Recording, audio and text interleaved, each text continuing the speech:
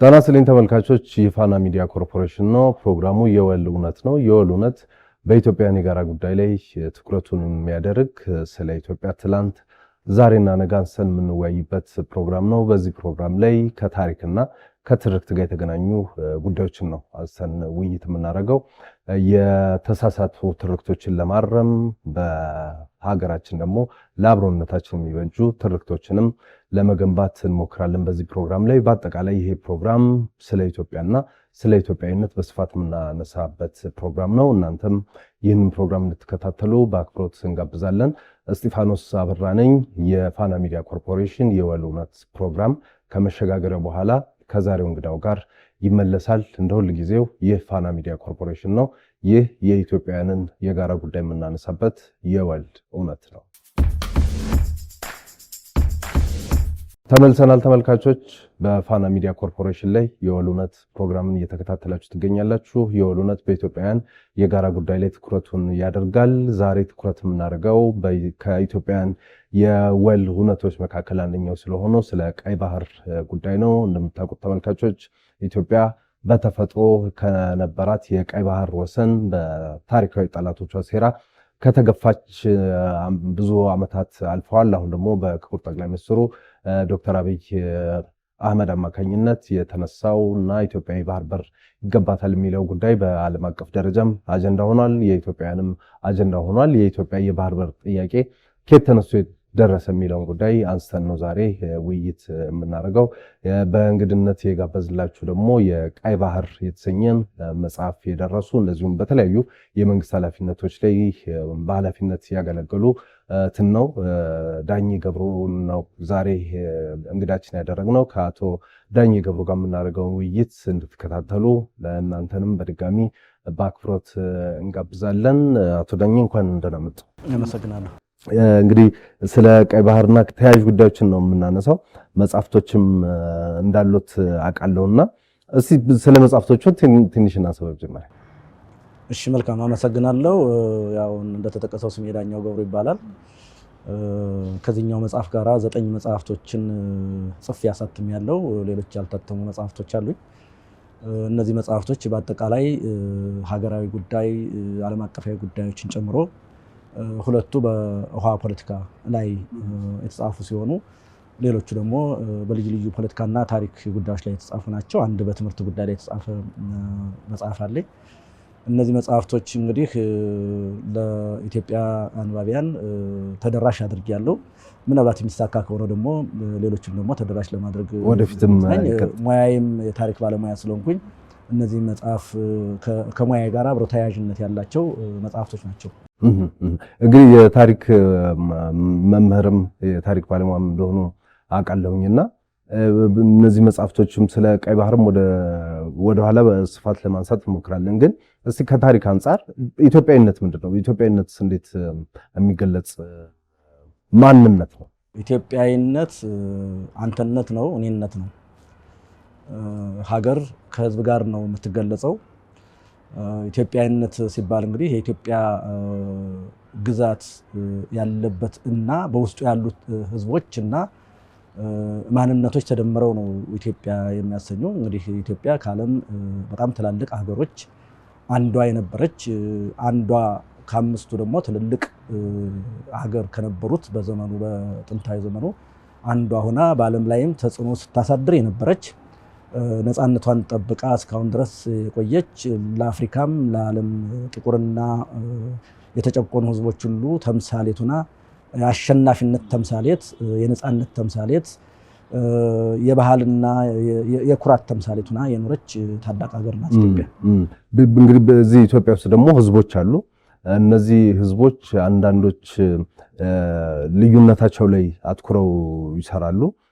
እኛ ኢትዮጵያ ውስጥ ደግሞ ያሉ ህዝቦች በታሪክ እርስ በርስ የተሳሰሩ የተጋመዱም እንደሆኑ ይታወቃልና ልዩነቱ ብዙ ጊዜ ተነስቷል።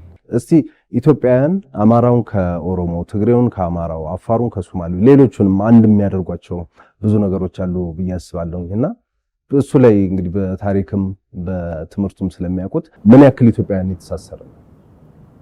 ኢትዮጵያ ከጥንትም ጀምሮ ብዝሃነት ያለባት ሀገር ናት። ብዝሃነት በአግባቡ ለተጠቀመበት ጌጥ ነው። ሀብት ነው፣ ኩራትም ነው።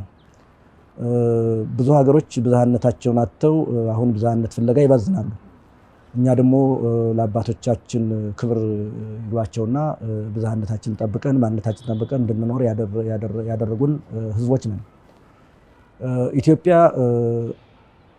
ጥንትም በብዝሃነት የኖረች ስለሆነ ብዝሃነትና አንድነቷ ተምታቶባት የምታውቅ ሀገር አይደለችም። አባቶቻችን ብዝሃነት እንዳለ ያውቃሉ።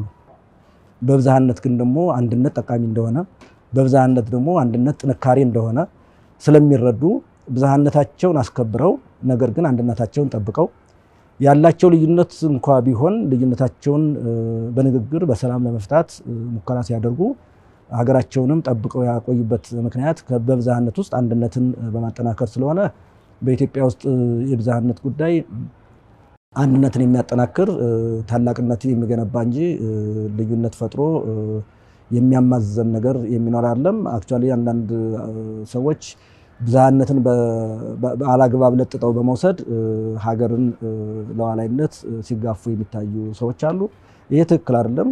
ብዝሃነትም አንድነትም በጋራ ሊኖሩ የሚችሉ የነበሩም ጉዳዮች ናቸውና እኔ ከአባቶቻችን ስለ ብዝሃነትና አንድነት ከአባቶቻችን መማር አለብን ብዬ አስባለሁ።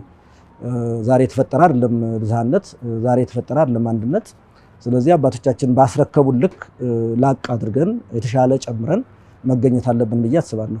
በዚህ ሂደት ውስጥ ደግሞ ትልቁን ኢትዮጵያ ብዙ ብሔራዊ ጥቅሞቿን ያጣችበት ባለፉት እንግዲህ በቀደመው መንግስት ከለውጡ በፊት በነበረው ብዙ ብሔራዊ ጥቅሞቻችንን አተናል። ከነሱ ውስጥ ደግሞ አንደኛው ወደ ተነሳንበትም ጉዳይ ስንመጣ የዚህ የባህር በር የቀይ ባህር ጉዳይ ነውና ታሪኩን እንመጣበታለን። ግን በቅርቡም እንደሚያስታውሱት ክቡር ጠቅላይ ሚኒስትሩ በህዝብ ተወካዮች ምክር ቤት በነበረው ቆይታ ያነሱት አንድ ነገር ነበረ። ኢትዮጵያ ከቀይ ባህር ወይም ደግሞ ከባህር በር የተገፋችበትን ውሳኔ ማን እንዳሳለፈ የታሪክም እንደዚህ ማስረጃ የለንም እና ማን እንደወሰነው አናውቅም የሚል ነገር አንስተው ነበርና እርሶ እዚሁ ቀይ ባህር ላይ ትኩረቱን የሚያደርግ መጽሐፍም ደራሲ ስለሆኑ የታሪክም ባለሙያ ስለሆኑ ኢትዮጵያን ከቀይ ባህር የነጠለው ውሳኔ የማ ውሳኔ ነው? በእኔ እይታና ስመረምር ባገኘሁት ጉዳይ ከቀይ ባህር ላይ እንድንነቀል ያደረገው ተገቢ ያልሆነ የሽግግር መንግስት ውሳኔ ነው። በሀገራችን ኢህአዴግ ወደ አዲስ አበባ ሲገባ ሻዕቢያም ኤርትራን ሲቆጣጠር የሽግግር መንግስት ተመስርቶ ነበር በሀገራችን። የሽግግር መንግስት ዋና ዓላማ ሊሆን የሚገባው የሀገርን ሰላምና ደህንነት ማስጠበቅ፣ ህዝብ የሚመርጠው መንግስት ወደ ኃላፊነት እንዲመጣ ማድረግ ነበር። ነገር ግን ኃላፊነቱን ስቶና ዘንግቶ ሆን ብሎም እንዲህ ባለ ሀገራዊ ጉዳይ ላይ ውሳኔ እንዲያሳርፍ ተደርጓል። ምንም እንኳ ይሄ መብቱም ባይሆን ለኤርትራም እውቅና የመስጠት ከቀይ ባህርም መለየት መብቱም እንኳ ባይሆን ይህን እንኳ ካደረገ አንድ ሀገር ከሌላ ሀገር ከነበረችባት እናት ሀገሯ ስትለይ ወይም ስትገነጠል መሟላት የሚገባቸው ጉዳዮች ነበሩ። ይሄ የመጀመሪያው ጉዳይ ሀብት መሳላት ነው። የሀብት መሳላት ደግሞ መጀመሪያ የሚጀምረው ከተፈጥሮ ሀብት ነው። ከተፈጥሮ ሀብት ተሳልተው ቢሆን ኑሮ የዓለም አገር አቀፍም ህግ እንደሚያዘውና እንደሚፈቅደው መሰረት የተፈጥሮ ሀብታችን ተሳልተን ቢሆን ኑሮ 5 ሚሊዮን ህዝብ ለሌላት ረጅም የባህር ዳርቻና ወደቦችን አስረክበን ልንወጣ አይገባም ነበር። ምክንያቱም ተካፍለን ነው ልንወጣ ይገባ ነበር። በወቅቱ እንደውም 2 ሚሊዮን እንደዚህ አካባቢ ነበር። 2 ሚሊዮን የነበሩ እና በ100 ሚሊዮን የሚቆጠር ህዝብ ከባህር በር ያውም 50 እና 60 ኪሎ ሜትር ባራቀ ሁኔታ ተቀምጦ ከባህር በር ተገፍተን 2 እስከ 5 ሚሊዮን ለሚደርስ ህዝብ ረጅም የባህር ዳርቻና ወደቦችን አስረክቦ መውጣት ትክክለኛ ያልሆነ ዓለም ኢፍትሃዊ ነበር። ይሄ የሽግግር መንግስትም መብቱ ባልሆነ ነገር ከወሰነም እንኳ በኋላ ይህንን ተደራድሮ ማድረግ የሚገባ ጉዳይ ነበር። በሌላ መልኩ እንደምታውቀው አሰብ ላይ ከፍተኛ የሆነ በዘመኑ ትልቁ የነዳጅ ማጣሪያ ፕሮጀክታችን በትልቅ ብድርም በትልቅ ገንዘብም የተገነባ እንትን ይህንንም ከድርድር ውስጥ ሀብት መሳላት ማለት ይሄ ነው። አንድ ሀገር ከሌላው ሲደ ሀብት ይሳላል፣ ሀብቱን ተካፍሎ ይወጣል። ሀብት ብቻ አይደለም ተካፍሎ የሚወጣው፣ ዕዳንም ተካፍሎ ይወጣል። ኢትዮጵያ በተለያየ ጊዜ በጦርነትም በተለያየም ጊዜ የገባችበትን ዕዳ እንድትሸከም ተደርጎ ከኢትዮጵያ የተለየው አካል ግን ዕዳ ያለምንም ዕዳ ዝም ብሎ እንዲወጣ የተደረገበት ጉዳይ ይሄ በአጠቃላይ አንደኛ እንትኑ መብቱ ሳይሆን ውሳኔ ማሳለፍ ከወሰነም በኋላ ሀብትና ዕዳን ሳይሳላ ከቀይ ባህር እንድንገፋ ያደረገን የመጀመሪያው በኔ ግምት የመጀመሪያው የሽግግር መንግስት የተባለው የኢትዮጵያ ውስጥ ተቋቁሞ የነበረው የሽግግር መንግስት ነው ከዚያ እንድንገፋ ያደረገን።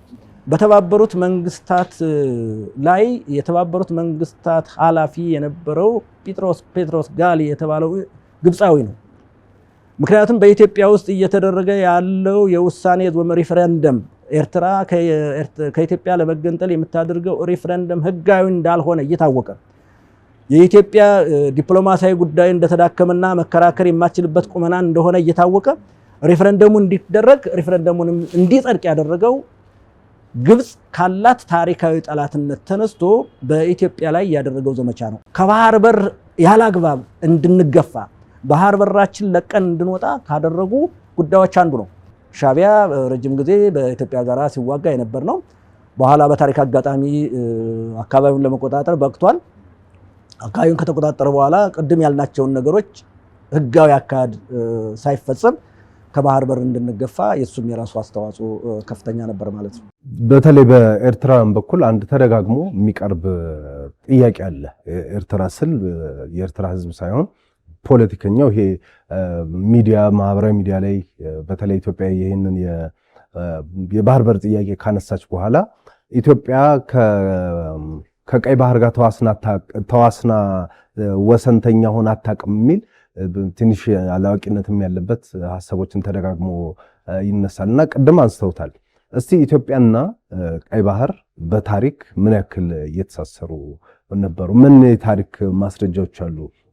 ኢትዮጵያ በቀይ ባህር ላይ የነበራትን አስተዋጽኦ ወይም ደግሞ ቀይ ባህር ላይ ኢትዮጵያ ምን አሻራ ነበራት? እንደ እውነቱ ከሆነ ኢትዮጵያ የቀይ ባህር ባለቤት አይደለችም የሚለው ሳይሆን እውነታው የሚሆነው ኤርትራ የምትባል ሀገር አልነበረችም። ኤርትራ የምትባለው ሀገር ባህረ ነጋሽ በሚል ስያሜ የኢትዮጵያ አንድ የባህር ዳር ግዛት የነበረች ሀገር ናት።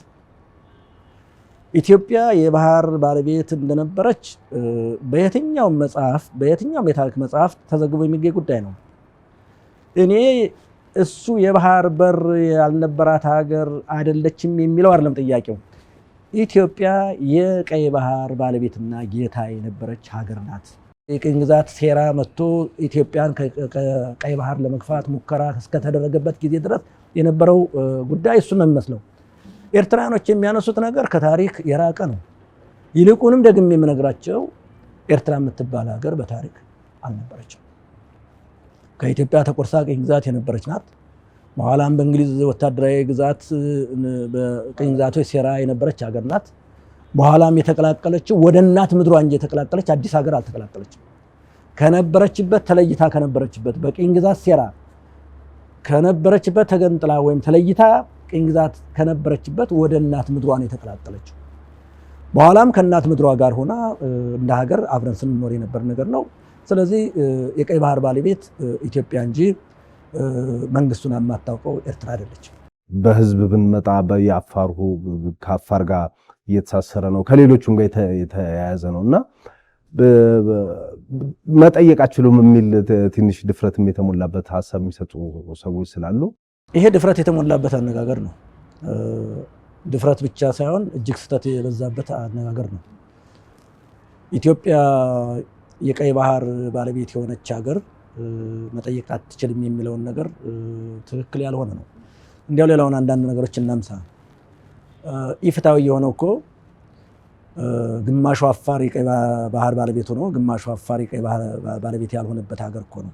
ኢትዮጵያ የውጭ ንግዷን ታካሄድ የነበረው በቀይ ባህር ነው። ይሄ ታሪካዊ መረጃ እኮ ነው። ሁለተኛ እስልምና ክርስትና ሃይማኖት ግንኙነታችን አመጣጣቸው ሁሉ ከቀይ ባህር ጋር የተያያዘ ነው።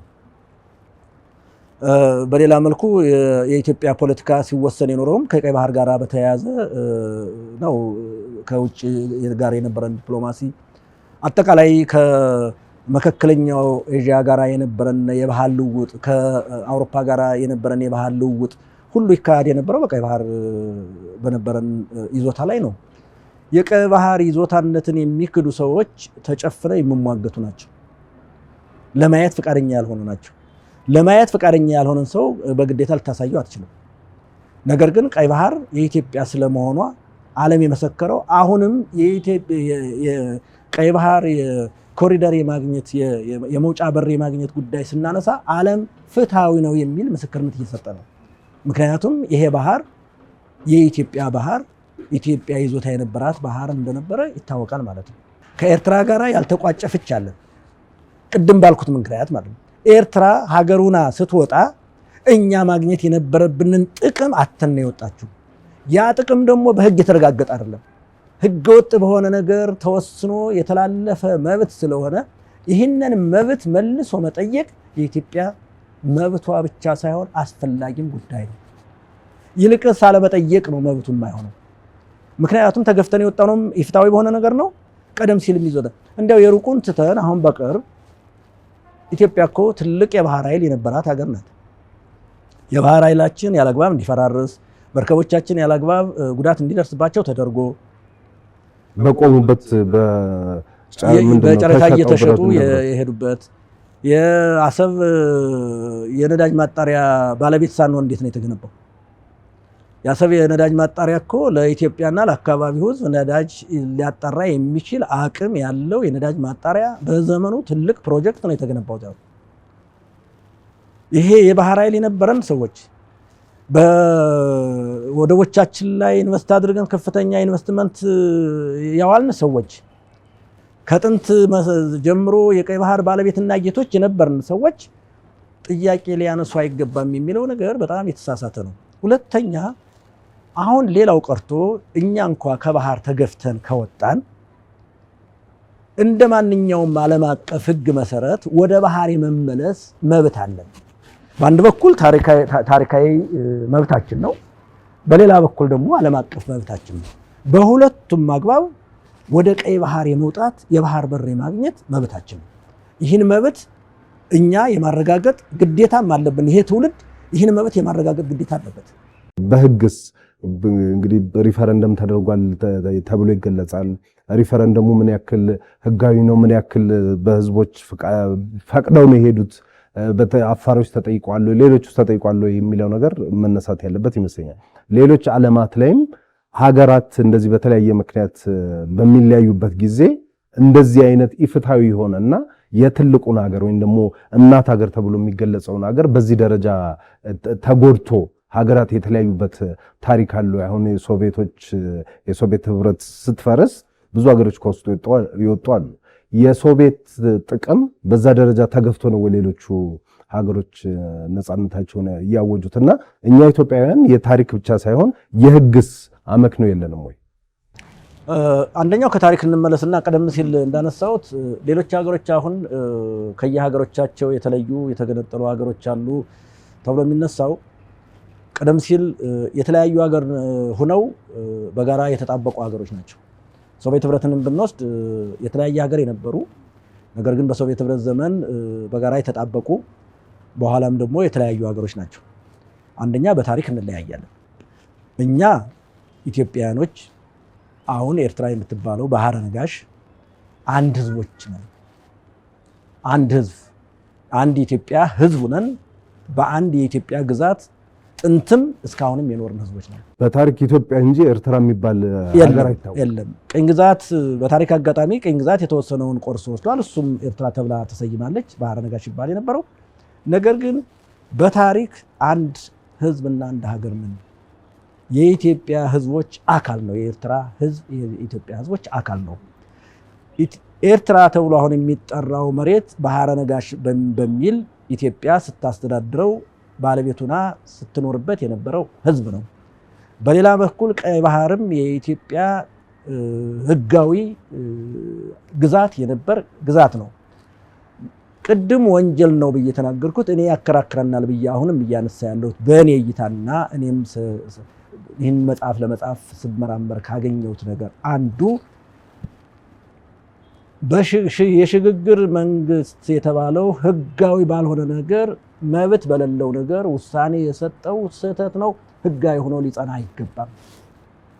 ሬፈረንደም ለማካሄድም ሬፈረንደሙን ተካሄዶ ኤርትራም እንዳገር እውቅና ለመስጠት መብት የለውም። አንድ መብቱ ባልሆነ ነገር ከወሰነም እንኳ በኋላ ቢሆን ሀብትና ዕዳ ሳንሳላ መለያየት በፍጹም ህጋዊ ያልሆነ ህጋዊ የሆነ ሂደት ነው። ሀብትና ንብረት ተሳልተን ቢሆን ኑሮ እኛ ከባህር በር ልንገፋ አንችልም ነበር። ምክንያቱም ቅድም ባልነው መሰረት አንድ ጥቂት ህዝብ ያላት ትንሽ ሀገር ከእናት ምድሯ የተለየች በተለያየ አጋጣሚ ሁለት ወደብና ሁለት የባህር በር መውጫ ወደብና ረጅም ርዝመት ያለው የባህር ዳርቻ እያላት በሚሊዮን የሚቆጠር ህዝብ ያውም ግማሹ ህዝቡ ህጋዊ ባልሆነ ነገር ወደ ኤርትራ የተካለው የአፋር ህዝብ እያለ ይህንን ወደብ ልናጣ የምንችልበት ህጋዊ ግራውንድ የለውም። ይሄ ሊያከራክረን የሚችል ሁለተኛ ታሪካዊ መብታችን ነው። እኛ አሁን እየጠየቅን ያለነው የሌለን ነገር ስጡን አይደለም። ይሄ ታሪካዊ መብታችን ነው። ኢፍትሃዊነት ተፈጽሟል። ዓለም ኢፍትሃዊም ነች። ያን ጊዜ ውሳኔ ሲሰጥ ቅድም ባልኩት በጴጥሮስ ጋሊን አማካኝነት የተደረገው ኢፍትሃዊ የሆነ ውሳኔ ትክክል አይደለም። ኢትዮጵያ ውስጥ የሽግግር መንግስት ነው ያለ፣ ይህንን እውቅና መስጠት አይችልም፣ ይህን ማድረግ አይችልም ብሎ ሊከራከር የሚገባው ዓለም አቀፍ ህግ ነበር። ይሄ አልተደረገም። ምክንያቱም ኢትዮጵያም እንዳትከላከል ዲፕሎማሲያዊ በጣም የተዳከመበት ወቅት ነበር።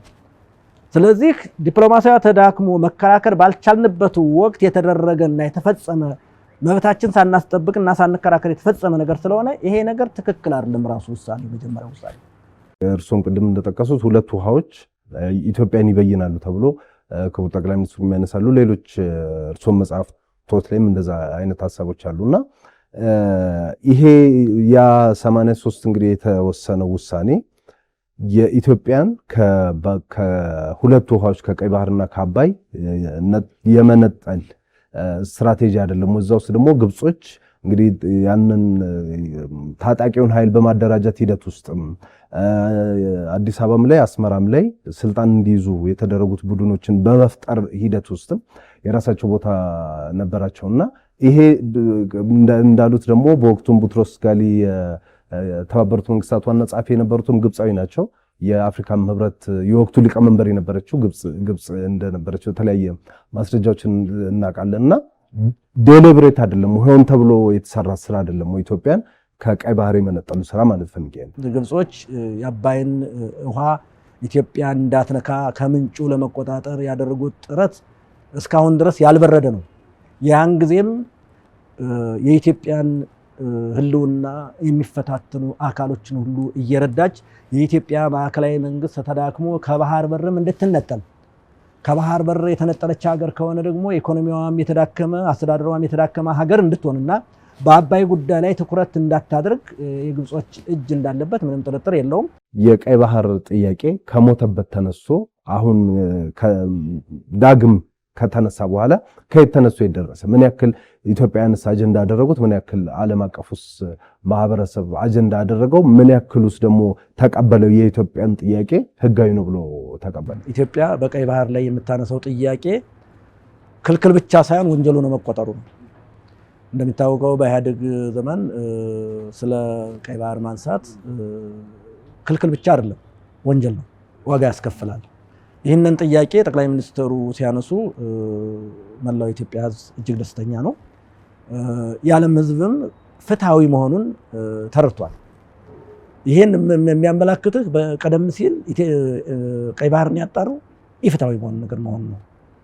ስለዚህ ጠቅላይ ሚኒስትሩ ይህንን ወደ ባህር በር መመለስ አለባት፣ ይሄ ታላቅ ህዝብና ብዙ ቁጥር ያለው ሰፊ ኢኮኖሚ የሚያንቀሳቅስ ህዝብ በሌሎቹ ጥገኛ ሆነው የህልውና ጉዳዩን ጥያቄ ውስጥ መግባት የለበትም። የባህር በር የማግኘት ጉዳይ አንዳንዶቹ እንደሚናገሩት የወደብ ብቻ እንዳልሆነና የባህር በር የማግኘት ጉዳይ የህልውና ጥያቄ መሆኑን ጠቅላይ ሚኒስትሩ አስረግጠው በፓርላማውም በተለያዩ ባገኟቸው መድረኮች ሁሉ ለማስረዳት ሞክረዋል። ይሄም ተሳክቶ አንዱ የዓለም አጀንዳ ማድረግ ተችሏል።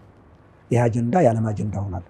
ኢትዮጵያ ቀይ ባህር ወደ ባህር በር የመውጣት ህጋዊ መብት አላት፣ ታሪካዊ መብት አላት የሚለው የዓለም አጀንዳ። ትልቅ እርምጃ ተራምዷል። አሁን ጥያቄው ኢትዮጵያ ወደ ባህር በር እንዴት ነው የምትወጣው የሚለውን የተለያየ አማራጮች ጠቅላይ ሚኒስትሩም የተለያየ አማራጭ ሰጥተዋል። በእነዚህ አማራጮች ዋናው ነገር ኢትዮጵያ የባህር በር ማግኘት አለባት፣ ወደ ባህር መውጣት አለባት። የባህር በር ማግኘት ማለት ደግሞ ህልውናዋንና ብሔራዊ ደህንነቷን ለማስጠበቅ የባህር በር ሊኖራት ይገባል። የባህር በር ብቻም ሳይሆን የባህር ኃይል ሊኖራት ይገባል የሚል ነው። እንደምታውቀው በአቅራቢያችን በቀይ ባህር አካባቢ አንድ በጣም ወሳኝ የሆነ የዓለም ኢኮኖሚ ወሳኝ የሆነ ቦታ አለ። እሱም ባብ አልመንድብ የሚባለው ቦታ እጅግ ጠባብ በ32 ኪሎ ሜትር ላይ የሚገኝ ነገር ግን ከኢትዮጵያም ከጅቡቲና ከኤርትራ እንዲሁም ከሶማሊያ በጣም ቅርብ የሆነ ነገር ግን ብዙ ጊዜ መርከቦች መተላለፊያ ላይ ጉዳት የሚደርስበት ቦታ አለ። ዓለም ኢትዮጵያ ወደ ባህር በር መምጣቷ የዚህንን አካባቢ ደህንነት ለማስጠበቅ አንድ ትልቅ ኃይል ትሆናለች ብሎ እምነት እየጣለ ነው። ኢትዮጵያም ወደ ባህር በር መምጣት እንዳለባት ከፍተኛ የሆነ ጥረት እየተደረገ ነው ያለው። የኢትዮጵያ የባህር በር ጥያቄ በኢኮኖሚያችን ላይ የሚያሳድረው ተጽዕኖ ይታወቃል። እንግዲህ ባህር በር የሌላቸው ሀገሮች 25% እድገታቸው የተገደበ ነው ይባላል። በደህንነት ላይ የሚያሳድርብን ተጽዕኖ አለና ኢትዮጵያ ከዚህ በላይ መቀጠል ትችላለች? ከባህር በር ተገፍታ ወይም ደግሞ ከቀይ ባህር ተገፍታ አሁን በምናየው የዓለም ለውጥ በምናየው የዓለም በተለያየ ምክንያቶች ከመዘጋጋት ጋር በተገናኘ ኢትዮጵያን ማስቀጠል ይቻላል? ኢትዮጵያውያን እንደ አደጋ ውስጥ እንደገባን መረዳት የለብንም? በዓለም አቀፍ አባባል እንነሳ። የዓለም አቀፍ አባባል የባህር በር ካለህ ወደብ ካለህ ዓለምን ታገለግላለህ። የባህር በርና ወደብ ከሌለህ ጎረቤቶችን ታገለግላለህ ይላል። ምን ማለት ነው? የባህር በርና ወደብ ካለህ ከዓለሙ ማህበረሰብ ጋር በነፃነት ትገናኛለህ። ያንተንም ፍላጎት ታረካለህ፣ የሌላውም ዓለም ፍላጎት ታረካለህ ነው። ኢኮኖሚያዊ እድገት ነው፣ እንግዲህ እድገት ነው፣ ብልጽግና ነው። የባህር በር ወደብ ከሌለ ደግሞ ጎረቤቶችን ታገለግላለህ ማለት ለወደብ እየከፈልክ ነፃነትህንም አጥተህ። በነገራችን ላይ ለወደብ መክፈል ብቻ አይደለም ችግሩ፣ የሀገርህን ሴኩሪቲ ወይም ደህንነት ሚስጥር ሁሉ ነው። የባህር በርና ወደብ ከሌለህ የሀገር ሚስጥር ሁሉ ይባክናል። ምን አስገባ ምን አስወጣ ሁሉ ነገር የሚወጣው የሚገባው በባህር በር በወደብ ጉዳይ ስለሆነ አንተ የወደቡ ባለቤት የባህር በር ባለቤት ካልሆነ ሚስጥርህም የሚባክን ኢኮኖሚህ የሚሽመደመድ በሌሎች ጥገኛ ዛሬ ምን ይላሉ ብለህ ፊታቸውን እያየህ የምትኖር በጣም የተሸማቀቅ ሀገር ነው የምትሆነው። እንዲህ ሆኖ መኖር ከዚህ በኋላ ኢትዮጵያ ልትቀጥል አትችልም። የሰው ፊት አይታ ዛሬ ይህንን የባህር በር ይዘጋብኛል ይከፈትልኛል ብሎ የሰው ፊት የማይታ ከ130 ሚሊዮን በላይ የሆነ ህዝብ የተሸከመች ሀገር በሌሎች ወደብ ጥገኛ እና የባህር በር ጥገኛ ሆና በሌላ መልኩ ደግሞ የሀገሯን ሉዓላዊነት ለማስከበር የደህንነት ስጋት ይዛ ልትቀጥል አትችልም። ምክንያቱም ብዙ ሀገሮች ሀያልነታቸው የሚረጋገጠው በባህር ላይ ባላቸው ይዞታና ቁጥጥር ነው። ወደ ባህር ያልወጣ ሀገር፣ በባህር ላይ ይዞታ የሌለው ሀገር የባህር ኮሪደር አግኝቶ ወደ ዓለም ባህር ገብቶ እንደፈለገው መዋኘት የማይችል ሀገር እጅግ የተሸማቀቀና ደህንነቱ አደጋ ውስጥ የገባ ሀገር ነው። ስለዚህ ኢትዮጵያ እንደዚህ አይነት ሀገር ሆና ከዚህ በኋላ መቀጠል የማይቻልበት ደረጃ ላይ ደርሰናል። ሁኔታዎች የሚያሳዩትም እሱ ነው። እንደሚታወቀው እንዲህ አይነት ጠቃሚ ኮሪደሮች በተዘጉ ቁጥር ዓለም ምን ያህል ጭንቀት ውስጥ እንደሚገባ ይታወቅ ነው። እንግዲህ ቀደም ሲል እንዳየነው ወደ 5 የሚሆኑ በዓለም ላይ ትልልቅ ኮሪደሮች አሉ። አንደኛው አሁን ጦርነቱ እየተካሄደበት ያለው የሆርሙዝ ኮሪደር ነው። ሁለተኛው ዩክሬንና ራሻ እየተአገሉ ያሉበት በቦስፈረስ የተባለው ከጥቁር ባህር እስከ ሜዲትራኒያን የሚያገናኝ ኮሪደር ነው። እሱ ምን ያህል ፈታኝ ሆኖ በዓለም ላይ ተጽዕኖ እንዳሳደረ ይታወቃል ማለት ነው። በሌላ መልኩ ፓናማ ባለፈው አሜሪካ ከሌሎቹ ጋራ ያላት ሰጣ ገባ አንዱ የፓናማ ቁጥጥርና ፓናማን የማግኘትና ያለማግኘት የመቆጣጠርና ያለመቆጣጠር ሁኔታ ነው ማለት ነው። ዶናልድ ትራምፕ በጉልበትም ቢሆን እንዛለን ያሉት ማለት ነው። በሌላ በኩል እንደምታውቀው የብዙ ኮሪደሮች ማገናኛ የሆነው ማላካ የተባለው ኮሪደር ነው ወደ ሲንጋፖር አካባቢ። ይሄ እነዚህ ትልልቅ ሀብቶች እነዚህ ትልልቅ ሀብቶች ከቀይ ባህር ጋር ሲነጻጽሩ አንዱ ዓለም ትኩረት 24 ሰዓት የማያንቀላፋው ኮሪደር የቀይ ባህር ኮሪደር፣ እኛ ያለንበት ቀጠና የቀይ ባህር ኮሪደር ነው። 24 ሰዓት በማያንቀላፋ ኮሪደር ላይ ተቀምጠን ዓለም ትኩረቱን ባደረገበት ኮሪደር ላይ ተቀምጠን በሌላ መልኩ ደግሞ ችግር የሚጠምቁ የተለያየ ችግር ያለባቸው አካባቢዎች ላይ ተቀምጠን የህልውና አደጋ ውስጥ ለመግባት ከባህር በር ርቀን ልንኖር አንችልም። ስለዚህ ቀይ ባህር የግድ የኢትዮጵያ አካል ሆኖ ኮሪደር ማግኝተን ወደ ባህር በር የባህር ኃይል አቋቁመን ደህንነታችንን ማረጋገጥ፣ ኢኮኖሚያዊ፣ ፖለቲካዊና ወታደራዊ ደህንነታችንን ማረጋገጥ ያስፈልጋል። አሁን ነፃነት ማለት የፖለቲካ ነፃነት ብቻ አይደለም። አሁን ነፃነት ማለት በኢኮኖሚ ነፃ የመውጣት ጥያቄም ጭምር ነው። በኢኮኖሚ ነፃ ያልወጣ ሀገር በፖለቲካ ብቻ ግማሽ ነፃነት ነው። ይህንን ግማሽ ነፃነት ይዘን ልንኖር አንችልም። በኢኮኖሚያችን ነፃነት ለመውጣት ደግሞ ኮሪደርና የቀይ ባህር ባለቤትነት የሚያስፈልገን ነው። አሁን የተነሳው ምን ችግሮች አሉ የሚለው ነገር እንደሚታወቀው ሁለት ጦርነቶች በአጭር የሚያበቁ ጦርነቶች አሉ። አንደኛው የዩክሬን ጦርነት ነው። ሁለተኛው የኢራን ጦርነት ነው። የዩክሬን ጦርነት በአጭሩ እንዳያበቃ ምዕራባውያን ዩክሬንን ይረዳሉ። የኢራን ጦርነት እንዳያበቃ ሩሲያና ሌሎች ሀገሮች በተለያየ በሳተላይትም በምንም ድጋፍ ያደርጋሉ። ስለዚህ እነዚህ ኮሪደሮች የተረበሹና ችግር የገጠማቸው ናቸው። የእነዚህ ኮሪደሮች መረበሽ በቀይ ባህር ላይ የሚያመጣው ተጽዕኖ በጣም እጅግ ከፍተኛ ነው። ምክንያቱም እንደምታውቀው ባብ አልመንድብን እንደ ኢትዮጵያ ያለ ትንሽ ከፍ ያለ አቅም ያለው ሀገር በአካባቢው ካሉት ሀገሮች አቅም ያላት ሀገር ናት ሀገራችን። አቅም ያላት ሀገር መቆጣጠርና ደህንነቱን ማረጋገጥ ካልቻሉ እንደ ሀውቲ ያሉ የየመን ታጣቂዎች፣ በኢራን ከፍተኛ ትጥቅ የሚሰጣቸው ታጣቂዎች ይህንን አካባቢ የሚረብሹና እኛም ኢኮኖሚያችን ለማረጋገጥ የምንቸገርበት ነገር እንደሆነ ታሳቢ መደረግ መቻል አለበት። በሌላ መልኩ የሱዳን ግጭትም አለ። የእርስ በርስ ጦርነት ሱዳን አሁን በከፋ የእርስ በርስ ጦርነት ውስጥ ነው ያለችው። በሱዳን ውስጥ ሰፊ የሆነ በርካታ የሆኑ የውጭ ጣልቃ ገቦች አሉ። ስለዚህ ቀይ ባህር እነዚህን ሁሉ ነገሮች ለመቆጣጠር እጅግ ወሳኝ የሆነ አካል ነው።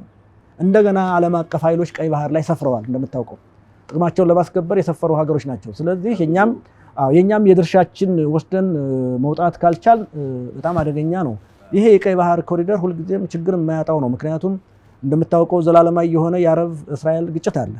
እነዚህ ግጭቶች ሁሉ ቀይ ባህርን የስጋት ቦታ እንዲሆን ያደርገዋል። በሌላ መልኩ ቀይ ባህር የተስፋ ምድር ነው። ቅድም እንዳልነው ብዙ ኢኮኖሚያዊ ጉዳዮች የሚመላለሱበት፣ ፖለቲካዊ እና ወታደራዊ ጉዳዮች የሚከወኑበት ተግባር ነው።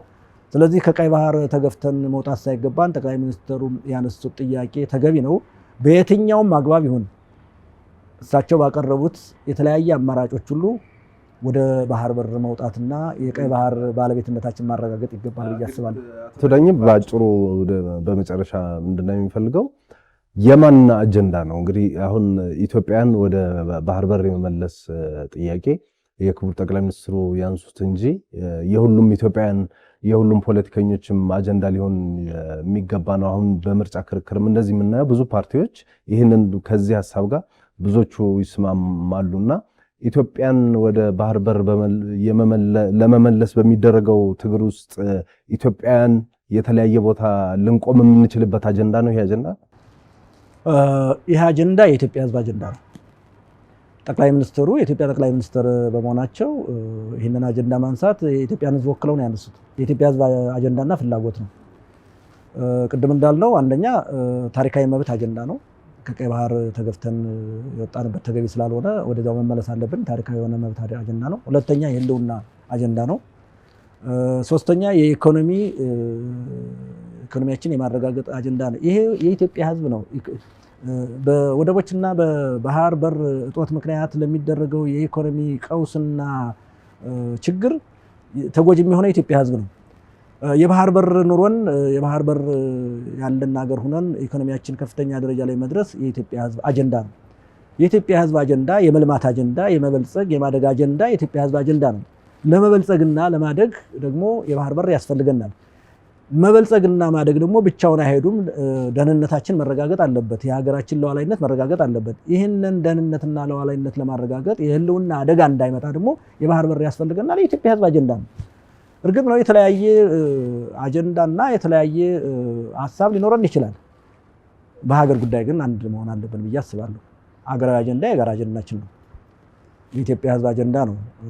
ኢትዮጵያ ህዝብ ከቀይ ባህር በመለየቱ እጅግ ሲመሰነሰን ሲቆጭ ቆይቷል። ስለዚህ የጥያቄ ሲነሳ በደስታ ተቀብሎ ይህንን አጀንዳ ማስፈጸም የመላው ኢትዮጵያ ህዝብ ፍላጎትና አጀንዳ ነው። የተለየ አጀንዳ የሚኖረው ሰው የሚኖር ከሆነ በሀገራዊ አጀንዳ ላይ የተለየ አጀንዳ ሊኖርና አይገባም ብዬ አስባለሁ። ስለዚህ የቀይ ባህር አጀንዳ የሁላችንም መሆን አለበት። የኢትዮጵያ ህዝብ አጀንዳ ነው። በጣም አመሰግናለሁ አቶ ዳኜ። እንግዲህ ይህን ምስለ ሀሳቦትን ስላካፈሉን። ሌላ ያው የቀይ ባህር ጉዳይ በአንድ ጊዜ አውርተን የምንጨርሰው አይደለም። በሌላ ጊዜም እንደዚሁ ተገናኝተን በሰፊው ለማየት እንሞክራለን። ለዛሬ ግን ስለመጡ በጣም አመሰግናለሁ።